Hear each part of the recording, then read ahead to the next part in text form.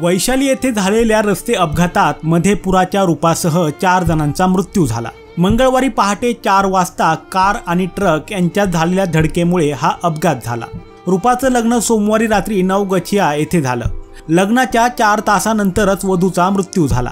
बुधवारी सकाळी भागलपूर गंगा घाटावर रूपावर अंत्यसंस्कार करण्यात आले। चुलत भाऊ अखिलेश कुमारने चितेला अग्नी दिला। रूपाचे वडील हंसराज मंडल यांची आर्थिक परिस्थिती खूपच वाईट आहे। ते गुरे ढोरे पाळून आपल्या कुटुंबाचा उदरनिर्वाह करतात। हंसराज यांना 6 मुलं आहेत, 4 मुली आणि 2 मुलगे। 3 मुलींची आधीच लग्न झाली होती। रूपा ही 4थी मुलगी होती। दोन्ही मुलगे अजून लहान आहेत। मोठा मुलगा कन्हैया 12 वर्षांचा आणि धाकटा मुलगा अजय कुमार 9 वर्षांचा आहे। लग्न हुंडा न घेता झालं होतं। मुलीच्या आईचं 4 वर्षांपूर्वी निधन झालं। वडील गाई आणि म्हशी पाळतात। दूध विकून कुटुंबाचा उदरनिर्वाह चालतो। वडील हंसराज यांनी सांगितलं की त्यांची आर्थिक परिस्थिती चांगली नसल्यानं त्यांच्या मधल्या मुलीनं रूपाचं लग्न लावून दिलं होतं। दुःख व्यक्त करताना त्यांनी सांगितलं की कुटुंबाला खाण्यासाठी पुरेसे अन्नही मिळत नाही। अशा परिस्थितीत मुलांच्या शिक्षणाचा खर्च भागवणं कठीण आहे। दुसऱ्या मुलीचं लग्न मुलीनेच ठरवलं होतं। मंगळवारी रात्री 11:30 वाजता निरोप देण्यात आला।